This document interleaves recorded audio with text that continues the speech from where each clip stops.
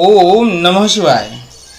दिनांक 21 जून 2020 दिन रविवार को चूड़ामणि योग में कंकणाकृति सूर्य ग्रहण लग रहा है, जिसका प्रभाव भारत के अलावा अफ्रीका महाद्वीप, अरब देश, हिंद महासागर, पैसिफिक क्षेत्र, इंडोनेशिया, जापान, चीन, दक्षिणी यूरोप, रूस आदि देशों में दिखाई पड़ेगा। इस ग्रहण का प्रभाव जानने से पहले आइए इसकी समयावधि भी जान लेते हैं। ग्रहण का सूतक 20 जून 2020 दिन शनिवार की रात्रि 9:20 पर लगेगा। दिनांक 21 जून 2020 दिन रविवार को ग्रहण सुबह 10:30 पर प्रारंभ हो जाएगा और ग्रहण का मध्य जो होगा वो 12:15 पर होगा तथा मोक्ष 2:05 पर हो जाएगा। तो ग्रहण का पर्व काल 3 घंटा 35 मिनट का होगा। अब आइए हम लोग प्रभावों के बारे में जानकारी लेते हैं। वैसे तो यह ग्रहण पूरे देश में दिखाई पड़ने वाला है, फिर भी हरियाणा, राजस्थान, सहारनपुर आदि क्षेत्रों में यह ग्रहण कंकणाकृति के रूप में दिखाई देगा। चूंकि ग्रहण वायुमंडल में लग रहा है, अतः तेज आंधी, तूफान आने, अनजाने डर की स्थिति उत्पन्न होने, बादल तो आकाश में हो परंतु वर्षा न होने, देवताओं तथा ब्राह्मणों का नुकसान होने या कभी कभी अधिक हानि उनकी होने की स्थितियां बनने, शासकों में मनमुटाव होने, पर्वतीय क्षेत्रों में वायु के कारण हानि होने की स्थितियां बनेंगी। यमुना नदी के किनारे के क्षेत्र में रहने वाले लोग पीड़ाग्रस्त रहेंगे।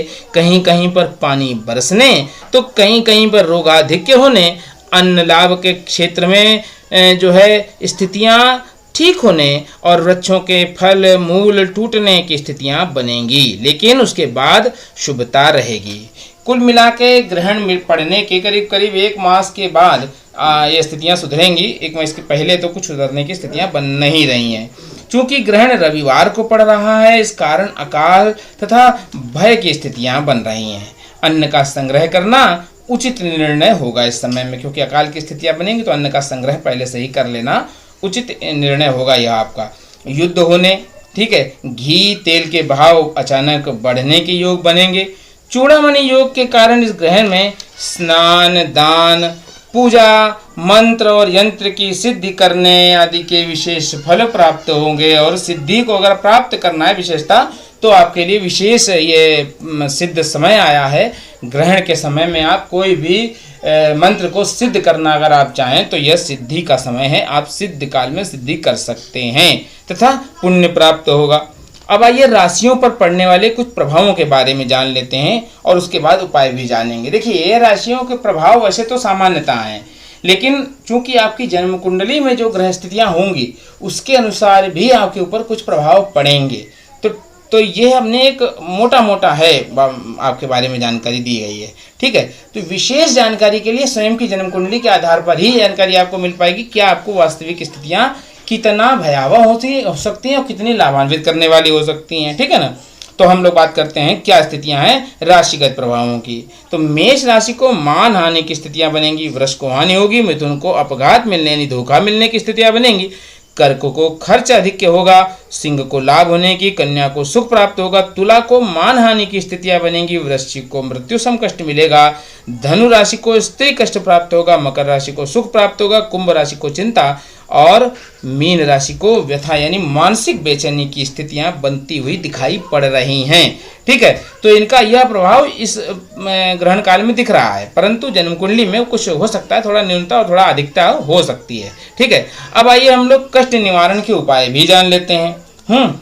कष्ट निवारण के उपाय के रूप में ग्रहण काल में भोजन और निंद्रा का आपको त्याग करना चाहिए। सर्वथा ही निंद्रा का त्याग और भोजन का त्याग तो कर ही देना चाहिए।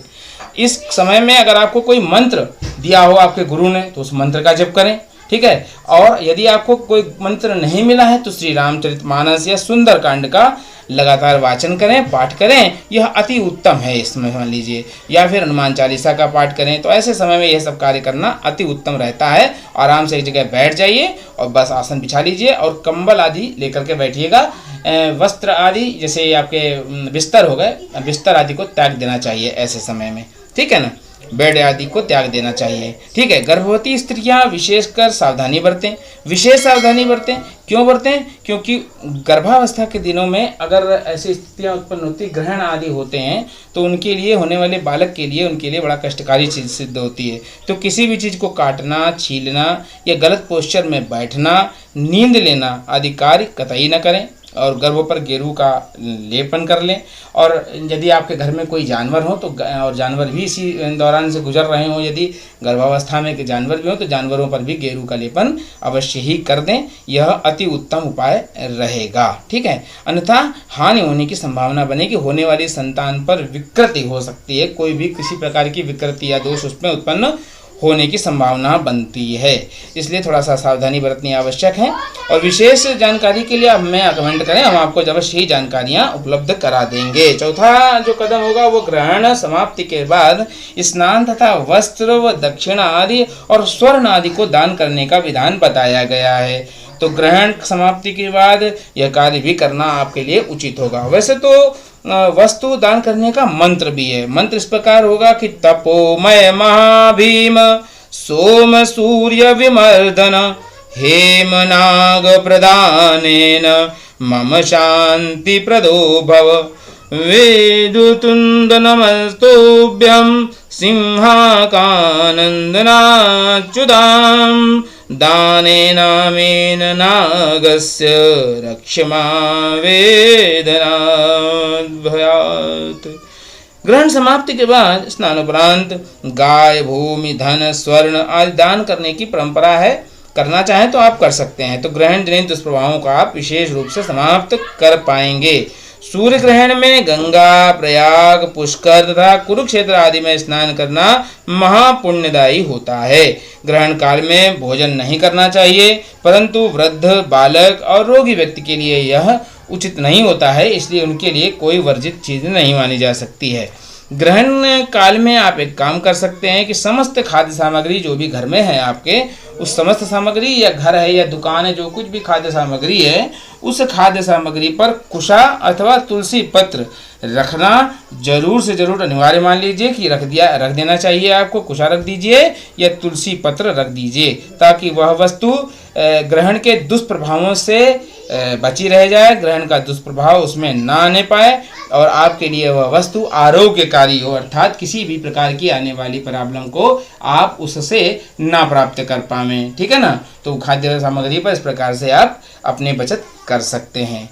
अब हमें यहाँ तक लगता है कि हमने संपूर्ण आपको जानकारी दे दी है। आप सबको अधिक जानकारी चाहिए हो या कुछ भी और विशेष जानकारी पूछनी हो तो हमें कमेंट बॉक्स में लिख दीजिएगा, हम आपको अवश्य ही उत्तर दे देंगे। आनंद करें आप इसी शुभकामना के साथ।